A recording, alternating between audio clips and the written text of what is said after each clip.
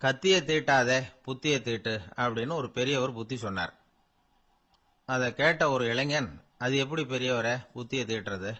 கத்தியை தீட்டுன்னு சொன்னா ஒரு கருங்கல்லுல கத்தியை தேய்க்கலாம், புத்தியை தீட்டுன்னு சொன்னா எப்படி தலையை கொண்டுட்டு போய் தரையில தேய்ச்சிட்டு இருக்க முடியுமா அப்படின்னா. அந்த பெரியவர் உடனே புரிஞ்சுக்கிட்டார், இந்த இளைஞனுக்கு புத்தி கூர்மை கம்மி அப்படிங்கறத புரிஞ்சுக்கிட்டார். அது சரி, அறிவுக்கும் புத்திசாலித்தனத்துக்கும் என்ன வித்தியாசம்?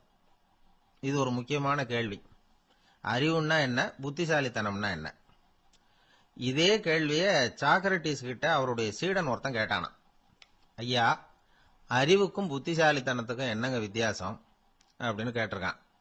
சாக்ரட்டிஸ் நிமிர்ந்து பார்த்திருக்கிறார் அந்த சீடனை. அதுக்கப்புறம் சொன்னாராம், நான் சொல்றேன் உன்னுடைய கேள்விக்கு பதில், ஆனா அதுக்கு முன்னாடி நீ ஒரு காரியம் பண்ணணும்னாராம். என்னங்க செய்யணும் சொல்லுங்கன்னு இருக்கான். அதோ பாரு, ஒரு பெரியவர் உட்கார்ந்துருக்கிறாரு, அவர்கிட்ட போ, இங்க இருந்து பக்கத்துல இருக்கிற அந்த கிராமத்துக்கு போய் சேர எவ்வளவு நேரம் ஆகும் அப்படின்னு கேட்டுட்டு வா அப்படி சொன்னார் சாக்ரட்டிஸ். சரின்னு சொல்லிவிட்டு இவன் போனான்.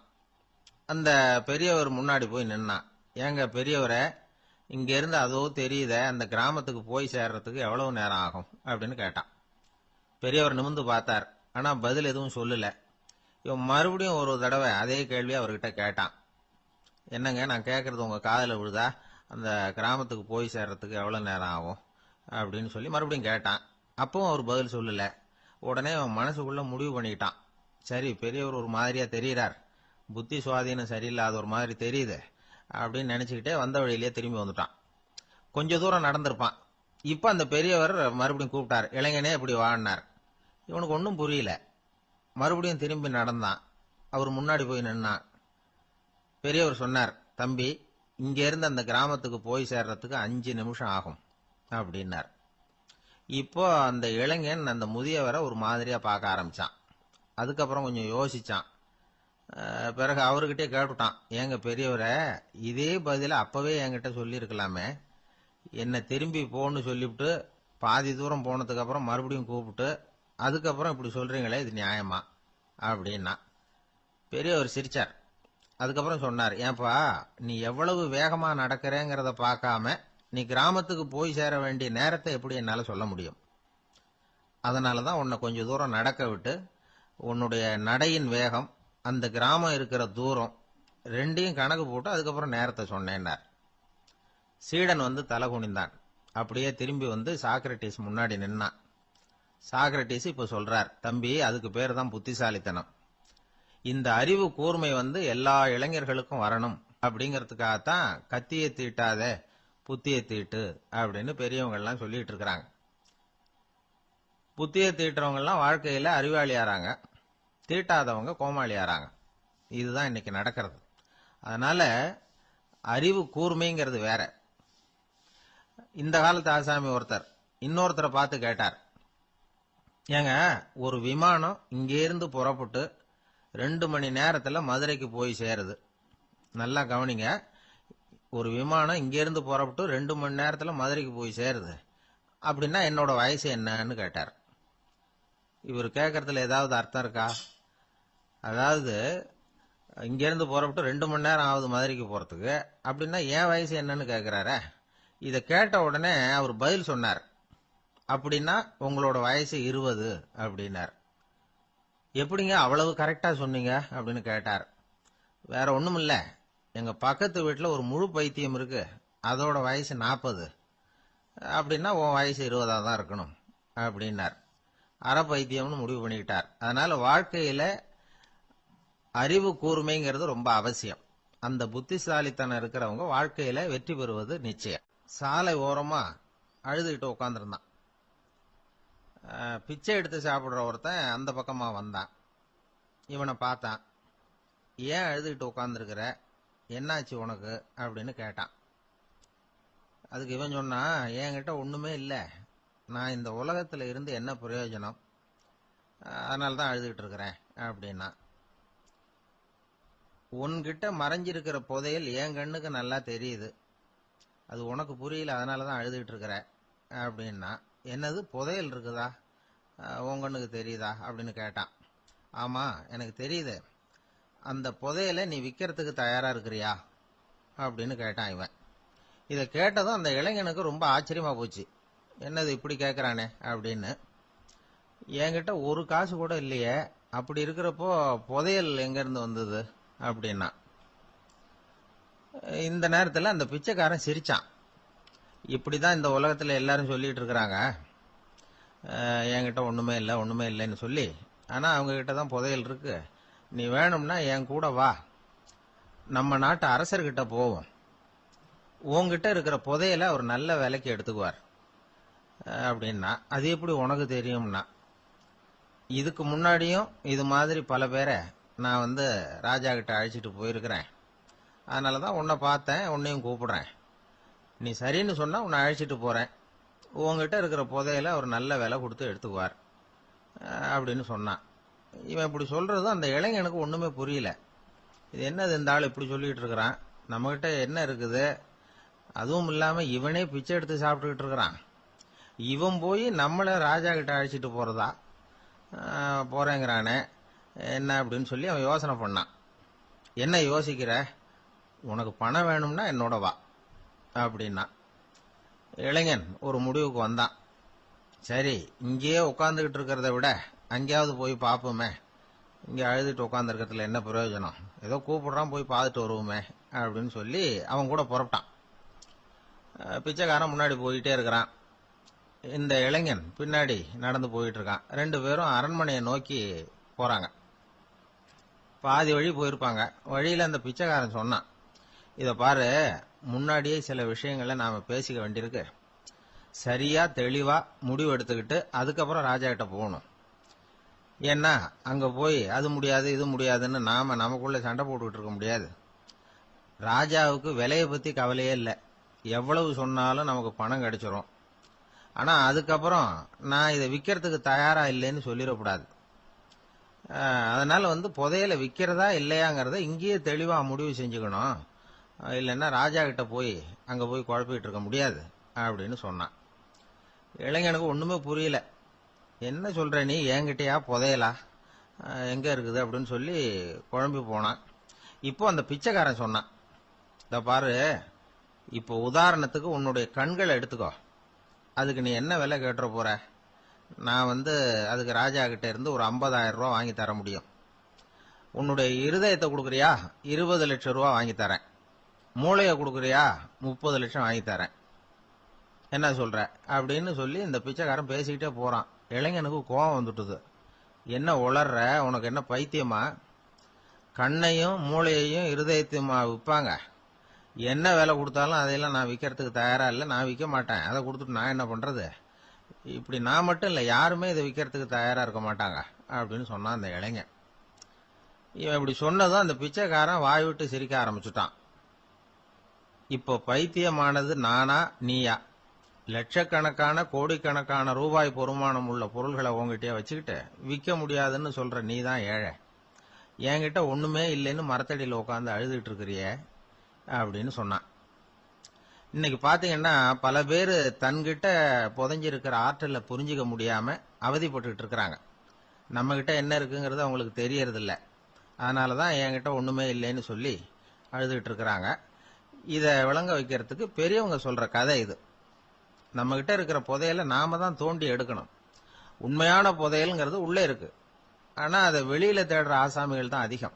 சராசரி மனித இயல்பு அப்படி. நம்ம கிட்ட விலை மதிக்க முடியாத பகுத்தறிவு இருக்கு, அதை வச்சுக்கிட்டு வாழ்க்கையில முன்னேறதுக்கு முயற்சி பண்ணணும். என்கிட்ட ஒண்ணுமே இல்லைன்னு நினைச்சு ஓரமா உட்காந்துடக்கூடாது. முயற்சி செஞ்சா முடியாத காரியம் எதுவுமே இல்லை. ஒரு ரயில்வே ஸ்டேஷன் பக்கம் வெளியில ஒரு டாக்ஸி நின்றுட்டு இருந்தது. அந்த பக்கமா வந்த ஒருத்தர் டாக்ஸி டிரைவரை பார்த்து சொன்னார், ஐயா, உங்க வண்டியில பின் சீட்ல ஒரு மணி பர்ஸ் கிடக்கு, யாரோ மறந்து விட்டுட்டு போயிருக்கிறாங்க அப்படின்னாரு. இல்ல இல்ல, அது காலி பர்ஸ் தான், நான் தான் அதை அங்க போட்டு வச்சிருக்கிறேன் டிரைவர். ஏன்னு கேட்டார் அவரு. இதுக்கு டிரைவர் சொன்னாரு, அதை பாக்குற யாராவது அதை எடுத்துக்கலாம்ங்கிற ஆசையிலேயாவது சவாரிக்கு வருவாங்க, அதுக்காக தான் போட்டு வச்சிருக்கிறேன் அப்படின்னார். ஒரு நண்பர் அவசர அவசரமா என்கிட்ட ஓடி வந்தார். அப்புறம் சொன்னார், என்னால நம்பவே முடியல சார், என் பையனா இப்படி அப்படின்னு சொல்லி ஆச்சரியப்பட்டார். உங்க பையன் அப்படி என்னதான் செஞ்சுட்டான்னு கேட்டேன். என்னால முடியாத ஒரு காரியத்தை அவன் சுலபமா செஞ்சுட்டான் சார் அப்படின்னார்.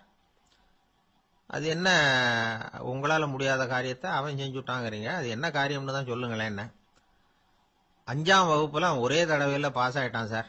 அதாவது ஒரே அட்டம்ப்ட்ல பாஸ் ஆயிருக்கிறான் அப்படின்னார். மூச்சு வாங்க. கஷ்டப்பட்டு பரீட்சை எழுதினவன் அவன், இவருக்கு மூச்சு வாங்குது. நம்மால செய்ய முடியாத ஒரு காரியத்தை இன்னொருத்தர் செய்யும் போது அது நமக்கு ஆச்சரியமா தெரியுது. இப்ப சர்க்கஸ் பாக்குறோம், அங்க ஒருத்தர் அந்த இடத்துல தொங்குறார். அதை பாக்குறப்போ அது நமக்கு ஆச்சரியமா தெரியுது. ஏன்னா அது மாதிரி அந்த இடத்துல தொங்குறதுங்கிறது நம்மால முடியாத காரியம். நம்மால முடியாத ஒண்ண அடுத்த ஒருத்தர் ரொம்ப சுலபமா செய்யறப்போ நாம மருள்வது இயற்கை. இதைத்தான் தொல்காப்பியம் மருட்கை அப்படின்னு சொல்லுது. இந்த வியப்பு இருக்குதே, இது 4 வகையில ஏற்படுதான். அதையும் தொல்காப்பியம் தான் சொல்லுது. அது என்ன 4 வகை அப்படின்னா, முதல் வகை எப்படின்னா புதுமையான அரிய செயல்களை செய்வது. 2வது வகை என்னன்னா பெரிய செயல்களை செய்யறது. 3வது வகை எப்படின்னா மிக நுட்பமான செயல்களை செய்யறது. 4வது வகை ஆக்கம் தரும் செயல்களை செய்யறது. புதுமை, பெருமை, சிறுமை, ஆக்கமோடு மதினம் சாலா மருட்கை 4 அப்படிங்கிறது தொல்காப்பியம். இன்னைக்கு விஞ்ஞானம் புதுசு புதுசா எதையோ கண்டுபிடிச்சுக்கிட்டு இருக்குது. அந்த கண்டுபிடிப்புகளை எல்லாம் பாக்குறப்போ ஆரம்பத்துல ஆச்சரியமா இருக்கு, அதுக்கப்புறம் நமக்கு பழகி போடுது. இப்போ வானொலி பெட்டி புதுசா வந்தப்போ அதை சுற்றி எவ்வளவு கும்பல், ஒரு பெட்டி பேசுது அப்படிங்கிறது எவ்வளவு வியப்புக்குரிய விஷயம். இப்ப யாரும் வானொலி பெட்டியை ரொம்ப ஆச்சரியத்தோட பாக்குறது இல்ல. வச்சிருந்தாதான் ஆச்சரியமா பார்ப்பாங்க சில பேர். இந்த காலத்துல இப்படி வச்சிருக்கிறாரேன்னு சொல்லி மாறா அதை அலட்சியமாவும் பார்க்க ஆரம்பிச்சுட்டாங்க. மதினம் சாலா மருட்கை அப்படின்னு ஒரு சொற்றொடர் வருது பாருங்க, அதுல கருத்தாழம் உண்டு. எதை பத்தியும் போதுமான அளவு புரிஞ்சிக்காதப்போ ஒருத்தர் ஆச்சரியப்படுறார். புரிஞ்சுகிட்டதுக்கு அப்புறம் ஆச்சரியம் மறைஞ்சு போடுது. மிக நுட்பமான செயல்களும் நம்மளை ஆச்சரியப்பட வைக்குது. ஒரு அரிசியில ஒரு திருக்குறள் எழுதி காட்டுறாங்க, ஒரு முட்டை ஓட்டுக்குள்ள ஓவியம் தீட்டி காட்டுறாங்க. கருங்கல் சிற்பங்கள்ல எவ்வளவு நுட்பமான வேலைப்பாடுகள், அதையெல்லாம் பார்த்து ஆச்சரியப்படுறோம். இது மாதிரியே ஆக்கப்பூர்வமான செயல்களும் நம்மளை வியப்பில் ஆழ்த்தும். குப்பை கூலங்களை கூட வாழ்க்கைக்கு பயன்படுகிற பொருளா மாற்றுகிறவர்கள் இருக்கிறாங்க. அவங்களுடைய செயல் நமக்கு ஆச்சரியத்தை தருது. இடைக்காட்டு சித்தர்னு ஒருத்தர் இருந்தார். அவர் பாடிய மூவடி 30ங்கிற நூல்ல ஒரு பாட்டு வருது. ஆற்றல் பிறர் அறிதலின் ஆகம் கிளர்வு உறுதலின் கற்று அறிபாணர் கெழுமிய கோடலின் தோற்றம் உருகவே போற்றல் சால் வியப்பே. ஒருத்தருடைய ஆற்றல் தெரியாமல் இருந்தது, அவருடைய அரிய செயல்களை பார்க்கும் பொழுது வியப்பா இருந்தது, மனசுக்குள்ள கிளர்ச்சி. பாவலர்கள் இவர்கள் புகழ பாடி மற்றவர்களும் தெரிந்து கொள்ளுமாறு செய்கிறார்கள். ஆக எல்லா வகையிலுமே மக்கள் தங்களுடைய வாழ்க்கையில முன்னேறுவதற்கு வழிகாட்டுகிற ஒரு மெய்ப்பாடு தான் வியப்புங்கிறது. இன்னைக்கு இளைஞர்கள் இதை நல்லா புரிஞ்சுக்கணும். ஆச்சரியப்படுங்கள், ஆச்சரியப்பட வைப்பீர்கள். இந்த காலத்துல நம்ம எப்படி எல்லாமோ ஆச்சரியப்பட வைக்கிற அதிசய மனிதர்கள் இருக்கிறாங்க. ஒரு ஆளை பிடிச்சி ஜெயிலுக்கு கொண்டுட்டு வந்தாங்க. சிறை அதிகாரி அவனை ரொம்பவும் ஆச்சரியமா பார்த்தார்.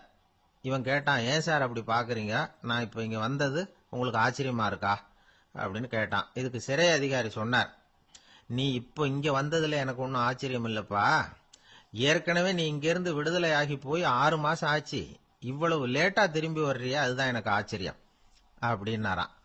இது ஒரு வகையான ஆச்சரியம். ஆனா வாழ்க்கையில வியப்புங்கிறது ஒரு தேவைப்படுகிற மெய்ப்பாடு.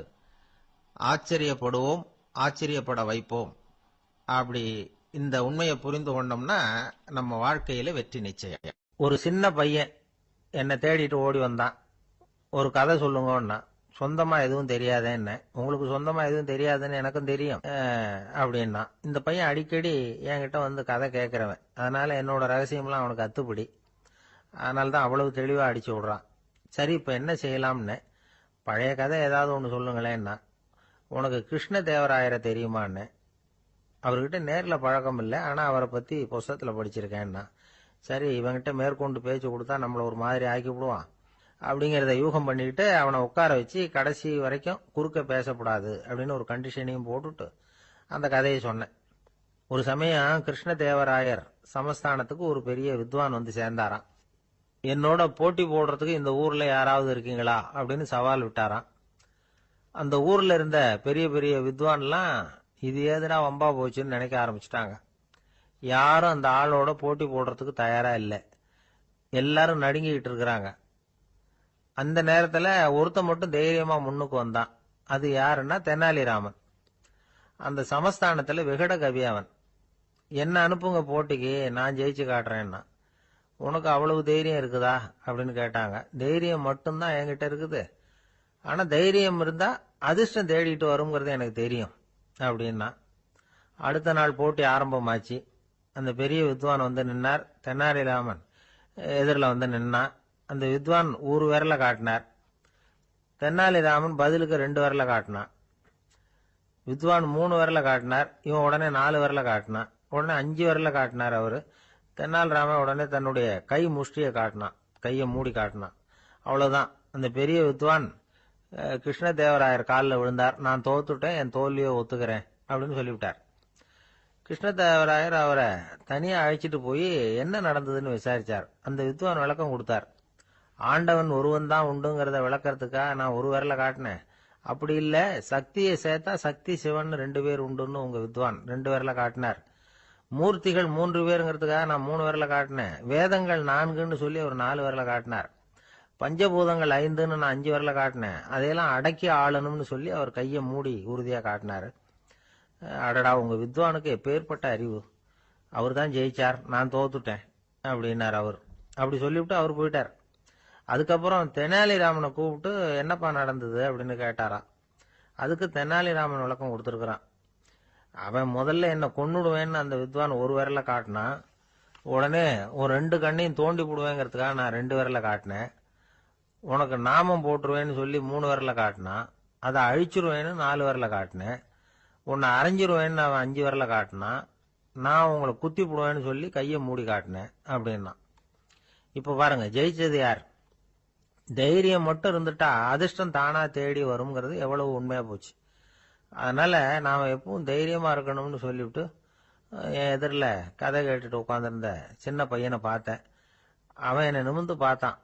அவன் தன்னோட கை கால் 2ஐயும் ஒரு மாதிரியா என் முன்னால தூக்கி 20 விரல காட்டினான். எனக்கு ஒன்றும் புரியல. இதுக்கு என்னப்பா அர்த்தம்னு கேட்டேன். இதே கதையை இதுக்கு முன்னாடி என்கிட்ட 20 தடவை நீங்க சொல்லியிருக்கீங்கன்னு அர்த்தம் அப்படின்னு. வாழ்க்கையில ரொம்பவும் அடிபட்டு அல்லல் போட்டுக்கிட்டு இருக்கிற ஒருத்தர் வந்தார். மனசு ரொம்பவும் நொந்து போய் பேசினார். இந்த உலகத்துல மனுஷனா பிறந்ததை விட மாடா பிறந்திருக்கலாம் சார் அப்படின்னார். திடீர்னு வந்து என்கிட்ட இப்படி சொன்னா அதுக்கு நான் என்னங்க பண்ண முடியும் அப்படின்னேன். உங்ககிட்ட வரணும்னு தோணுச்சு, அதனால வந்தேன் அப்படின்னார். சரிங்க, இப்படி ஒரு யோசனை வந்ததுக்கு என்ன காரணம் அப்படின்னு சொல்லி அவர்கிட்ட கேட்டேன். அதுக்கு அவர் சொன்னார், என் பையனுக்கு வேலை தேடுறேன் கிடைக்கல, பொண்ணுக்கு மாப்பிள்ளை தேடுறேன் கிடைக்கல, வீடு கட்டுறதுக்கு கடன் கேட்கறேன் கிடைக்கல. மாடா பிறந்திருந்தா இது மாதிரி கவலையெல்லாம் கிடையாதுல்ல, பேசாம வைக்கோலை தின்னுகிட்ட அசை போட்டுக்கிட்டே கடந்து விடலாமே அப்படின்னாரு அலட்சியமா. அதுக்கப்புறம் தான் அவர் சொன்ன கருத்தை நானும் கொஞ்சம் அசை போட ஆரம்பிச்சேன் மனசுக்குள்ள.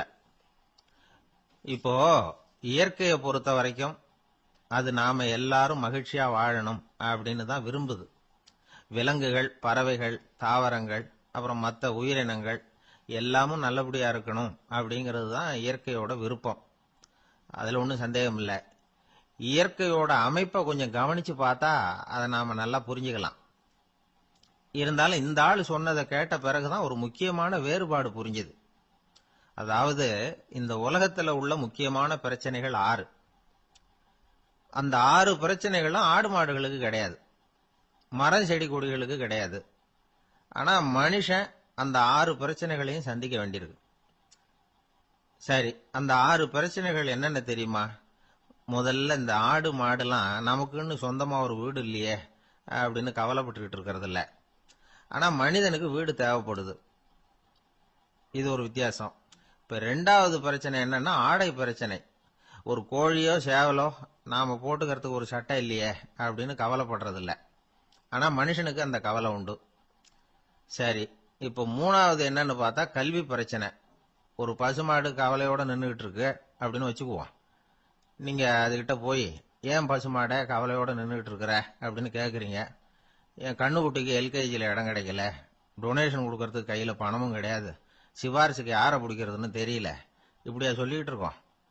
அதுக்கு அந்த கவலையெல்லாம் கிடையாது. ஆனா மனிதனுக்கு அந்த கவலை உண்டு. 4வது என்னன்னு பாத்தீங்கன்னா வேலை வாய்ப்பு பிரச்சனை. வேலை கிடைக்கலையே அப்படின்னு வேப்ப மரம் கவலைப்படுறது இல்ல, ஆனா மனுஷன் கவலைப்படுறான். 5வது என்னன்னு பார்த்தா கல்யாண பிரச்சனை. எரும மாடு, பசு மாடு எல்லாம் பொண்ணுக்கு மாப்பிள்ளை தேடிக்கிட்டாலே இது, பேப்பர்ல மணமகன் தேவை அப்படின்னு விளம்பரமா கொடுக்குது, அதெல்லாம் கிடையாது. ஆறாவது என்னன்னு பாத்தீங்கன்னா பணம் சம்பந்தமான பிரச்சனை. ஆடு மாடுலாம் பணத்தை சேமிக்கணும்னோ ஏதாவது நிதி நிறுவனத்துல முதலீடு பண்ணணும்னோ நினைச்சுக்கிட்டு இருக்கிறது இல்ல. பணத்தை எப்படி காப்பாத்துறது அப்படிங்கிற கவலையும் அதுகளுக்கு கிடையாது. குதிரை குளம்போட பிறக்குது, அதனால அது காடு மேடெல்லாம் கவலை இல்லாம தெரியலாம். ஆடு உடம்புல ரோமத்தோட பிறக்குது, அதனால அது குளிரை பத்தி கவலைப்பட வேண்டிய அவசியம் இல்லை. ஆனா மனுஷனை பாத்தீங்கன்னா அவன் தான் ஒண்ணுமில்லாம பிறக்கிறான். ஏன் இந்த பாகுபாடு அப்படின்னு கேட்டா இத பத்தி கொஞ்சம் சிந்திச்சு பார்க்கணும். அதாவது இந்த சந்தேகத்தை ஒரு பெரியவர்கிட்டையும் கேட்டேன், அவரு சொன்னார் இதுக்கு பதில். அவர் இதே கேள்வியை இயற்கை கிட்ட கேட்டாராம். இயற்கை பதில் சொல்லிச்சான், வேற யாருக்கும் கொடுக்காத ஒரு வலுவான கருவிய, ஒரு பவர்ஃபுல் வெப்பன் மனுஷனுக்கு கொடுத்திருக்கிறேன்னு, அந்த கருவியை உபயோகப்படுத்தி அந்த 6 பிரச்சனையை மட்டும் இல்ல 6 கோடி பிரச்சனைகள் இருந்தாலும் அதையெல்லாம் சமாளிக்கலாம். அது கருவி என்ன தெரியுமா? அதுதான் 6வது அறிவு. அதை உபயோகப்படுத்தினா காலுக்கு செருப்பு தயார் பண்ணிக்கலாம், குளிருக்கு போர்வை தயார் பண்ணிக்கலாம், என்ன வேணும்னாலும் செய்யலாம் அப்படின்னு இயற்கை பதில் சொல்லிச்சான். அதனால நாம செய்ய வேண்டியது என்னன்னா இயற்கையை முதல்ல சரியா புரிஞ்சுக்கணும். இயற்கையின் படைப்பையே நாம சரியா புரிஞ்சுக்கிறது இல்லையே, அதுதான் வேதனை. இந்த கதையை கேளுங்க. இப்ப நகரத்திலிருந்து ஒரு ஆளு கிராமத்துக்கு வந்தான். அங்க ஒரு சிறுவன் மாடு மேய்ச்சிக்கிட்டு இருந்தான். நகரத்து ஆள் சொன்ன, எவ்வளவு அழகான பசு, அது சரி இதுக்கெல்லாம் ஏன் கொம்பு இல்லைன்னா. இதுக்கு அந்த பையன் பதில் சொன்னான், பசுமாட்டுக்கு கொம்பு இல்லாததுக்கு பல காரணங்கள் உண்டு. கண்ணுக்குட்டியா இருந்தா கொம்பு இருக்காது, பசு வளர்ந்து பெருசானதுக்கு அப்புறம் தான் கொம்பு முளைக்கும், இது ஒரு காரணம். சில சமயம் வளர்ற கொம்பு எடுத்து விடுறது உண்டு, அது ஒரு காரணம். ஆனா இதுக்கு ஏன் கொம்பு இல்லைன்னு கேக்குறீங்க, அதுக்கு என்ன காரணம்னா இது பசு இல்ல குதிரை அப்படின்னானா. அந்த காலத்துல எல்லாம் படிக்கிறதுங்கிறது எப்படி தெரியுமா? குருகுல வாசம் செஞ்சு படிக்கணும். ஆசிரியருங்கிறவர் ஆசிரமத்தில் இருப்பார். அங்க போய் அவருக்கு தொண்டுகள் செய்யணும், துணிகள்லாம் துவைச்சு போடணும், தூங்கும்போது காலை பிடிச்சி விடணும், புழுக்கமா இருந்தா விசிறி மட்டை எடுத்து விசிறணும். அப்படியே அப்பப்ப அவர் சொல்லி கொடுக்குற பாடத்தையும் கத்துக்கணும். அவர் சொல்லி கொடுக்குற பாடங்களை ஓலைச்சுவடிகள்ல எழுதிக்கணும். இதுதான் குருகுல வாசம்ங்கிறது. இப்ப மாதிரிலாம் கிடையாது. ஆக குருகுல வாசம்ங்கிறது மனசையும் பண்படுத்தும், அறிவையும் பண்படுத்தும். அப்படி ஒரு பயிற்சி அது. அந்த காலத்துல பஞ்சபாண்டவர்கள் ஒரு குருகுலத்துல படிக்க போனாங்களாம். ஏற்கனவே அங்க ஒரு 15 பேர் இருந்திருக்கிறாங்க. இவங்களையும் சேர்த்து மொத்தம் 20 பேர். எல்லாரும் ரொம்ப ஆர்வத்தோடு அங்க தங்கி படிச்சுக்கிட்டு இருக்கிறாங்க. 2 வருஷம் ஓடி போச்சு. எல்லாரும் ஊருக்கு திரும்ப வேண்டிய நேரம். ஆசிரியர் ஒவ்வொருத்தரா கூப்பிட்டார். இது வரைக்கும் என்ன கத்துக்கிட்ட அப்படின்னு கேட்டார். அவங்க தாங்கள் எழுதி வச்சிருந்ததை சொன்னாங்க, கத்துக்கிட்டதை சொன்னாங்க. அங்க படிக்க வந்தவங்க எல்லாருமே புத்திசாலிகள். அது மட்டும் இல்ல, பல பேர் அரச குடும்பத்தை சேர்ந்தவங்க, இளவரசர்களாக வேற இருக்கிறவங்க. அதனால அவங்க கிட்ட அபாரமான கல்வி அறிவை எதிர்பார்த்தார். ஒருத்தன் வந்தான், தான் எழுதி வச்சிருந்த சரித்திர பாடம் பூராவையும் படிச்சு காட்டினான். இன்னொருத்தன் வந்தான், தான் எழுதி வச்சிருந்த பூகோள பாடம் பூராவையும் படிச்சு காட்டினான். இப்படி ஒவ்வொருத்தரா அவங்க படிச்சது என்னங்கிறத படிச்சு காட்டிட்டு போனாங்க. கடைசியா தர்மர் வந்தார், பேசாம நிக்கிறார். தன் கையில் இருந்த ஓலைச்சுவடி கேட்டா அவர் பிரிக்கவே இல்லை. ஆசிரியர் இவர்கிட்ட தான் அதிகமா எதிர்பார்த்தார். ஆனா இவரும் பேசாம நின்றுட்டு இருக்கிறார். நீ என்ன கத்துக்கிட்ட சொல்லு, ஓலைச்சுவடியை பிரிச்சு படினார் அந்த முனிவர். தர்மர் அசையவே இல்லை. மெதுவா சொன்னார், ஐயா நான் கத்துக்கிட்டது ஒன்னே ஒண்ணுதான், அதுதான் வாழ்க்கையில எனக்கு ரொம்ப முக்கியமான பாடமா அமையும் அப்படின்னார். என்னது, என்கிட்ட 2 வருஷ காலமா படிச்சு விட்டு கடைசியில கத்துக்கிட்டது ஒன்னே ஒண்ணுதானா அப்படின்னார் முனிவர். அவருக்கு ஒன்னும் புரியல. மற்ற மாணவர்களை விட இவர் பண்புகள்ல உயர்ந்தவர், அறிவுல சிறந்தவர், வயசுல முதிர்ந்தவர். இவரே இப்படி சொன்னா மத்தவங்க நிலைமை என்னத்துக்கு ஆறுது? அவங்க ரொம்பவும் கெட்டு போயிடுவாங்களே அப்படின்னு அவர் யோசனை பண்ணார். தர்மா, நல்லா யோசனை பண்ணி பதில் சொல்லு. 2 வருஷமா நீ கத்துக்கிட்டது என்ன அப்படின்னு தானே நான் கேக்குறேன், அத கொஞ்சம் யோசனை பண்ணி சொல்லுன்னார் முனிவர் கொஞ்சம் கோபமா. தர்மர் முகத்துல எந்த மாறுதலுமே இல்ல. இல்லையா, 2 வருஷமா நான் கத்துக்கிட்ட முக்கியமான பாடம் ஒன்னே ஒண்ணுதான்னார். இப்போ அந்த முனிவருக்கு கோபம் அதிகமா வந்துடுச்சு. ஏப்பா உனக்கு வெக்கமா இல்லையா? உன்னை விட வயசுல குறைஞ்சவங்க எவ்வளவு பாடம் கத்துக்கிட்டு இருக்கிறாங்க, எவ்வளவு விரிவா அவங்க படிச்சு காட்டினாங்க. நீயும் கூட நிறைய குறிச்சு வச்சிருக்கிற போல இருக்க, அதை ஏன் பிரிச்சு படிக்க கூடாது அப்படின்னார். ஐயா நான் சொல்றது உங்களுக்கு ஏமாற்றமா இருந்தா என்ன மன்னிக்கணும். நான் ரொம்ப முக்கியமா கத்துக்கிட்டு இருக்கிறது ஒன்னே ஒண்ணுதான், மத்த எதையும் சொல்றதுக்கு விரும்பலன்னார். மாணவர்கள்லாம் சிரிச்சுட்டாங்க. முனிவருக்கு கோபம் அளவுக்கு மீறி வந்துட்டு ஓங்கி அரைஞ்சு விட்டார் தருமரை அவர் கன்னத்துல. தருமர் கண்ணை செவந்து போட்டுது, கண்கள் கலங்கி போச்சு. ஆனாலும் அவர் அமைதியை இழக்கல, தலை குனிஞ்சு நிக்கிறார். இவருடைய புடிவாதம் முனிவருக்கு இன்னும் ஆத்திரத்தை உண்டாக்கி விட்டது. இன்னொரு கண்ணத்திலே அரைஞ்சார். எல்லாரும் பயந்து போய் அமைதியா நின்றுட்டு இருக்கிறாங்க. முனிவர் கத்துறார், அப்படி நீ கத்துக்கிட்ட அந்த முக்கியமான பாடம் தான் என்ன, அதையாவது சொல்லு அப்படின்னார். ஐயா, அதை மட்டும் ஒரு ஓலைச்சுவடியில தனியா குறிச்சு வச்சிருக்கிறேன், இந்தாங்க இதை நீங்களே படிச்சு பாருங்கன்னார். தருமர் ஓலைச்சுவடியை நீட்டினார். முனிவர் அதை வாங்கி பிரிச்சார், சத்தம் போட்டு படிச்சார். என்ன எழுதியிருக்காருன்னா, எப்படிப்பட்ட சோதனை ஏற்பட்டாலும் நிதானம் இழந்து கோபத்துக்கு ஆளாக கூடாது அப்படின்னு. இதுதான் அந்த ஓலைச்சுவடியில அவர் எழுதி வச்சிருந்தது. அந்த ஒரு கணத்திலேயே முனிவரும் எல்லா மாணவர்களும் தர்மரை புரிஞ்சுக்கிட்டாங்களாம். அவர் கத்துக்கிட்டது ஏட்டு சுரக்கா இல்ல, வாழ்க்கையில பயன்படக்கூடிய முக்கியமான அனுபவ பாடம். முனிவர் கண்கள்ல கண்ணீர். தர்மர் அன்போட கட்டி தழுவிக்கிட்டார். அப்புறம் சொன்னார், தர்மா, என்ன மன்னிச்சுரு, நீ மாணவன் இல்ல, ஆசிரியன். நான் இதுவரைக்கும் தெரிஞ்சுக்காத அனுபவ பாடத்தை நீ இப்ப எனக்கு கத்து கொடுத்துட்ட அப்படின்னு சொன்னாராம். அதனால நிதானம் தவறக்கூடாதுங்கிறது ரொம்ப முக்கியமான ஒரு செய்தி. ஒரு ஆசிரியர் மாணவனை ஒரு கண்ணத்துல ஓங்கி அரைஞ்சுட்டார். இவன் நிதானம் தவறல, அமைதியா நின்றுகிட்டு இருந்தான். அவரு ஒரு தடவை அரைஞ்சதும் எப்படி உன்னால நிதானம் தவறாம இருக்க முடிஞ்சுது அப்படின்னு கேட்டாங்க நண்பர்கள். அவன் சொன்னான், நான் நிதானம் தவறி இருந்தா எங்க வாத்தியார் இன்னொரு கண்ணத்திலயும் அரைஞ்சிருப்பார், அது அதை விட பலமா இருக்கும், அதனாலதான் நான் அப்படி இருந்தேன் அப்படின்னு நானா. ஆக நாம தெரிந்து கொள்ள வேண்டியது, வாழ்க்கையில நிதானம் தவறாமல் இருக்க வேண்டும். அதுதான் வெற்றியின் ரகசியம். ஒரு பெரிய காடு, அந்த காட்டுக்கு மத்தியில ஒரு ஆசிரமம். அங்க ஒரு முனிவர் இருந்தார். பல இடங்கள்ல இருந்து வர்ற குழந்தைகளுக்கு அவர் பாடம் சொல்லி கொடுத்துக்கிட்டு இருக்கிறார். ஏழை பணக்காரர் அப்படிங்கிற வித்தியாசம்லாம் கிடையாதுங்க. எல்லாரும் அவர்கிட்ட தங்கள் பிள்ளைகளை அனுப்பி வச்சாங்க. மன்னர்களுடைய பிள்ளைங்க கூட அங்க அவர்கிட்ட தான் படிக்கிறதுக்கு வருவாங்க. ஆனா அந்த முனிவரை பொறுத்த வரைக்கும் எல்லா பிள்ளைங்களும் ஒண்ணுதான். இது யார் வீட்டு பிள்ளைன்னு எல்லாம் பார்க்க மாட்டார், எல்லாரும் சமம். மாணவர்கள்லாம் அங்கேயே மாச கணக்குல வருஷ கணக்குல தங்கி இருந்து பாடம் கத்துக்கிட்டு போறது வழக்கம். அவரா பார்த்து போன்னு சொல்ற வரைக்கும் அங்கேயே இருக்கணும், படிக்கணும். குருகுல வாசம். ஒரு சமயம் ஒரு ராஜகுமாரனும் அவர்கிட்ட படிச்சுக்கிட்டு இருந்தான். அவனுக்கு ஒரு 15 வயசு இருக்கும். சில வருஷம் கழிச்சு அந்த முனிவர் தன்கிட்ட இருக்கிற மாணவர்களுக்கெல்லாம் பரீட்சை வச்சார். அவங்களுடைய அறிவு முதிர்ச்சியை கணிக்கிறதுக்காக பல சோதனைகள்லாம் வச்சார். ஒவ்வொருத்தரா பார்த்து, இனிமே நீங்க உங்க வீட்டுக்கு போகலாம் அப்படின்னு சொல்லி அனுப்பி வச்சுக்கிட்டு இருக்கிறார். எல்லாரும் போயிட்டாங்க. கடைசியா மிஞ்சி இருந்தது ஒரே ஒரு மாணவன். அவனை மட்டும் வீட்டுக்கு அனுப்பல. யார் அந்த பையன் தெரியுமா? அவன்தான் அந்த ராஜகுமாரன். ராஜகுமாரனுடைய தந்தைக்கு, அதுதான் அந்த ராஜாவுக்கு, அங்க வயசு ஏறிக்கிட்டே போகுது. என்ன இது, படிக்க போன பையன் இன்னும் திரும்பி வரலையே அப்படின்னு நினைச்சார். வந்துட்டா சீக்கிரமா அவனுக்கு பட்டம் கட்டி விட்டு நாம விலகிக்கலாமே அப்படின்னு நினைச்சாரு. கல்யாணம் வேற பண்ணி பார்க்கணும் பையனுக்கு. ஆனா பையன் வர்ற வழியை காணும். ராஜா பார்த்தார். சரி, நேர்லயே போய் என்னன்னு தெரிஞ்சிட்டு வந்துருவோம் அப்படின்னு காட்டுக்கு புறப்பட்டார். அங்க போய் முனிவரை பார்த்தார். முனிவர் இவரை அன்பா வரவேற்று உட்கார வச்சார். அதுக்கப்புறம் ராஜா மெதுவா, எல்லாரையும் வீட்டுக்கு அனுப்பி வச்சுட்டீங்களாமே, ஏன் பிள்ளைய மட்டும் அப்படின்னு சொல்லி மெதுவா இழுத்தார். முனிவர் இதுக்கு உடனே பதில் சொல்லல. ராஜாவை கூப்பிட்டுட்டு போய் விருந்தினர் குடிசையில தங்க வச்சார். அதுக்கப்புறம் சொன்னார், உங்க மகன் எல்லா பாடங்கள்லயும் முதலிடம் வாங்கியிருக்கான். இப்படி முதலாவதா வர்ற மாணவனுக்கு நாங்க இன்னொரு தேர்வு வைக்கிறது வழக்கம். அதுலயும் அவன் முதலாவதா வந்துட்டான்னா அவன் ஒரு பெரிய வித்வான் அப்படிங்கிற கௌரவத்தை அடைஞ்சிருவான் அப்படின்னார். அதாவது முனிவர் அப்படி சொல்றார். அப்படி சொல்லிவிட்டு போயிட்டார் அவரு. ராஜா அங்கேயே தங்கிட்டார். ராத்திரி படுத்து தூங்கினார். காலையில எழுந்திருச்சு அந்த குடிசைக்கு வெளியில வந்தார் பல்லு விளக்கறதுக்காக. அந்த சமயத்துல தூரத்துல ஒருத்தன் ஒரு கையில கோடாலியை வச்சுக்கிட்டு தலையில ஒரு பெரிய விறகு கட்டை சுமந்துக்கிட்டு வந்துகிட்டு இருக்கிறது மாதிரி தெரிஞ்சது. யாராவது விறகு வெட்டியா இருக்கும் அப்படின்னு நினைச்சார் ராஜா. கிட்ட வந்ததும் உத்து பாக்குறாரு. பார்த்தா அது தன்னோட புள்ள. திகைச்சு போயிட்டார்.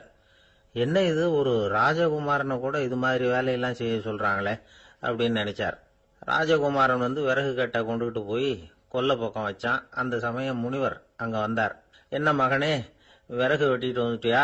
சரி, இப்போ ஒரு துடைப்பத்தை எடுத்துக்கோ, விருந்தினர் குடிசையின் வாசல் பக்கத்தை கூட்டி பெருக்கி சுத்தம் பண்ணு போ அப்படின்னார். அப்படியே செய்யறேன் குருவே அப்படின்னு சொல்லிவிட்டு போனான். சுத்தம் பண்ண ஆரம்பிச்சுட்டான். ராஜா பார்த்தார். இத உடனே ஓடியாந்தார். மகனே, என்ன காரியம் பண்ற? தொடப்பத்தை கீழே போடுனார். இப்ப அந்த ராஜகுமாரன் சொல்றான், தந்தையே, இது என்னுடைய குருதேவரோட உத்தரவு. இங்க நான் ஒரு மாணவன். இங்க அரசனும் ஒண்ணுதான், ஆண்டியும் ஒண்ணுதான். குருதேவர் சொல்றத மறுக்காம செய்யறது தான் எங்க கடமை அப்படின்னா. இந்த சமயம் முனிவர் அங்க வந்தார். இவனை முதுகுல தட்டி கொடுத்தார். அப்புறம் ராஜா கிட்ட சொன்னார், அரசே, உங்க புள்ள எங்க கடைசி தேர்வுலையும் வெற்றி பெற்றுட்டான். பணிவுதான் மாணவர்களின் மிக உயர்ந்த குணம். குருநாதர் சொல்றது மனசுக்கு பிடிக்கலன்னா கூட மறுக்காம செய்யணும். அப்படி செய்யறதுனால எதை செய்யலாம், எதை செய்யக்கூடாது அப்படிங்கிற விவேகம் அவங்களுக்கு வந்துடும்.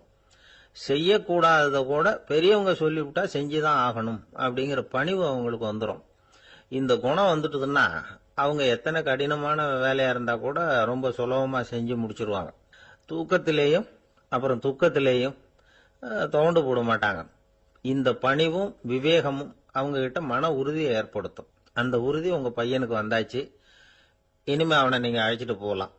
அவன் நிச்சயமா பேரும் புகழும் பெறுவான் அப்படின்னாரு. ராஜா அவரை பார்த்து, குருதேவா, புரிஞ்சுக்கிட்டேன், என்னை மன்னிக்கணும் அப்படின்னாரு. அதுக்கப்புறம் மகனை அழைச்சிக்கிட்டு நாட்டுக்கு திரும்பி வந்துட்டார். இந்த கதைய இன்று ஒரு தகவல்ல சொல்லுங்க சார், உங்க நிகழ்ச்சியில சொல்லுங்க சார் அப்படின்னு சொல்லி மாணவர்கள் கேட்டா, பணிவா இருக்கிறது எப்படி அப்படிங்கறத புரிஞ்சுக்குவாங்க அப்படின்னு சொன்னார் ஒருத்தர். சரி, சொல்லுவோம். அதுக்கு முன்னாடி நேர்லயே ஒரு பையன்கிட்ட சொல்லி பார்க்கலாமே அப்படின்னு தோணுச்சு. உடனே ஒரு பையனை கூப்பிட்டோம். ஏன்பா, உங்க வாத்தியார் உனக்கு இது மாதிரி ஒரு பரீட்சை வச்சா என்ன பண்ணுவேன் அப்படின்னு கேட்டோம். நானும் அப்படிதான் சார் நடந்துக்குவேன். விறகு வெட்டுவேன், தொடப்பத்தினால கூட்டி சுத்தம் பண்ணுவேன், உடனே செஞ்சு முடிச்சிருவேன் சார் அப்படின்னா. பலே, பரவாயில்லையே அப்படின்னோம். ஆமா சார், அப்படி செஞ்சாதானே வீட்டுக்கு அனுப்புவார், இல்லைன்னா இன்னொரு வருஷம் இங்கே இருந்து படின்னு சொல்லி விடுவாரு, அதனால அப்படி செய்வேன் அப்படிங்கிறான் அந்த பையன். அவர் ஒரு நாள் வீட்டு திண்ணையில உட்காந்துருந்தாராம். அப்போ தெருவில் ஒரு பிச்சைக்காரன் அந்த வழியா வந்திருக்கிறான். பிச்சை கேட்டிருக்கான். அந்த சமயத்துல தர்மர் வேற ஏதோ வேலையா இருந்திருக்கிறார். அதனால பிச்சைக்காரனை பார்த்து, நாளைக்கு வா அப்படின்னு சொல்லிவிட்டார். அவனும் சரின்னு சொல்லிட்டு போயிட்டான். பீமன் இத பார்த்துக்கிட்டு இருந்தான். உடனே அவன் என்ன செஞ்சான் தெரியுமா? ஒரு முரசை எடுத்துக்கிட்டு கிராமத்தை நோக்கி ஓடனான். முரசை அடிச்சுக்கிட்டு ஏதோ சொல்ல ஆரம்பிச்சுட்டான். தர்மருக்கும் இது தெரிய வந்தது. அவருக்கு ஒன்றும் புரியல. என்னாச்சு உனக்குன்னு கேட்டார். பீமன் சொன்னான், நான் கிராம மக்களுக்கு ஒரு செய்தியை தெரிவிக்க போறேன் அப்படின்னா. என்ன செய்தின்னார். எங்க அண்ணன் காலத்தை வென்றுட்டார் அப்படிங்கிற செய்தியை சொல்ல போறேன்னா. நான் காலத்தை ஜெயிச்சுட்டேனா, எதனால அப்படி சொல்ற அப்படின்னு கேட்டார். நீங்க பிச்சைக்காரனை நாளைக்கு வர சொன்னீங்களே, அதனாலதான் அப்படின்னா. அதனால என்னன்னார். நீங்க அவனை நாளைக்கு வான்னு சொன்னீங்க, நீங்க நிச்சயமா நாளைக்கு இருப்பீங்களா? அந்த பிச்சைக்காரனும் நாளைக்கு உயிரோட இருப்பானா? நாளைக்கு நீங்க இருந்தாலும் பிச்சை போடக்கூடிய மனோபாவம் உங்களுக்கு இருக்குமா? பிச்சை நிச்சயம் போடுவீங்களா? நாளைக்கு வரைக்கும் அவன் பிச்சைக்காரனாவே இருப்பாங்கிறது என்ன நிச்சயம்? நாளைக்கு உங்க சந்திப்பு நிச்சயம் நடக்குமா? அதனாலதான் நீங்க காலத்தை ஜெயிச்சுட்டீங்க அப்படின்னு சொல்லி அவ்வளவு நிச்சயமா நான் முடிவு பண்ணிவிட்டேன். அப்படி நீங்க நினைச்சதுனாலதான் அவனை நாளைக்கு வர சொல்லியிருக்கிறீங்க. இது எவ்வளவு பெரிய விஷயம். இதை மற்றவங்களுக்கு சொல்லாம இருக்கலாமா? நேரம் ஆயிட்டுது, நான் உடனே ஊருக்குள்ள போய் இதை சொல்லணும். தாமதிக்க முடியாது. ஏன்னா இந்த நேரம் கடந்துட்டுதுன்னா அடுத்த நாழிகை எனக்கு கிடைக்கும்ங்கிறது நிச்சயம் இல்லை அப்படின்னு பீமன் சொல்லி முடிச்சுட்டு புறப்படுறதுக்கு தயாரானான். தர்மர் அவசரமா குறுக்கிட்டார். தம்பி, கொஞ்சம் பொறு, நான் தவறு பண்ணிட்டேன். பரிபூர்ண சுதந்திரம் பெற்ற மனிதன் தான் அப்படி பேச முடியும், அப்படி வாக்குறுதி தர முடியும். அந்த பிச்சைக்காரனை இப்பவே கூப்பிடு, ஏதாவது உடனே கொடுத்து அனுப்பி வச்சு விடுறேன். நாளைக்கு என்ன நடக்கும்ங்கிறது யாருக்கு தெரியும் அப்படின்னார். இந்த கதையிலிருந்து நாம உணர்ந்து கொள்ள வேண்டிய உண்மை என்ன தெரியுமா? நிகழ்காலம் ஒண்ணுதான் நம்ம கையில் இருக்கிறது. அதை தவற விடாமல் சரியா பயன்படுத்திக்கணும். கடந்த காலம்ங்கிறது திரும்பி வர போறதில்ல. எதிர்காலம்ங்கிறது இப்ப நம்ம கிட்ட கிடையாது. அதனால நிகழ்காலத்தை தான் நாம பயன்படுத்திக்க முடியும். ஒரு ஊர்ல ஒரு சோதிடர் இருந்தார். அவர் எதிர்காலத்தை பத்தி அதிகமா சொல்லிட்டு இருப்பார். அவருடைய சோதிடத்தை எப்படியாவது பொய்யாக்கி போடணும் அப்படின்னு சொல்லி 2 இளைஞர்கள் தீர்மானம் பண்ணிட்டாங்க. அதுக்காக ஒரு திட்டம் போட்டாங்க. அது குளிர்காலம். ஒரு இளைஞன் பெரிய கோட்டு ஒன்ன சட்டைக்கு மேல போட்டுக்கிட்டான். அந்த மேல் கோட்டுக்குள்ள ஒரு புறாவை மறைச்சு வச்சுக்கிட்டான். 2 பேரும் அந்த சோதிடர் வீட்டுக்கு போறாங்க. அவரை பார்த்தாங்க. இத பாருங்க, இந்த கோட்டுக்குள்ள ஒரு புறாவை மறைச்சு வச்சிருக்கிறோம். அந்த புறா இப்போ உயிரோட இருக்கா, இறந்து போச்சா, இதை நீங்க சொல்லணும். சரியா சொல்லிவிட்டா உங்க ஜோசியத்தை நம்புறோம் அப்படின்னாங்க.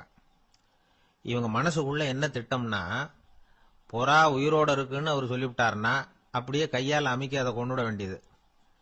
புறா உயிரோட இல்லைன்னு சொல்லிவிட்டாருன்னா அப்படியே உயிரோட எடுத்து காட்டிவிட வேண்டியது. இதுதான் அந்த இளைஞர்களோட திட்டம். அவர் என்ன பதில் சொன்னாலும் அவர் சொல்றது பொய்ன்னு நிரூபணம் பண்ணிவிடலாம்ல. இதுதான் அவங்க நம்பிக்கை.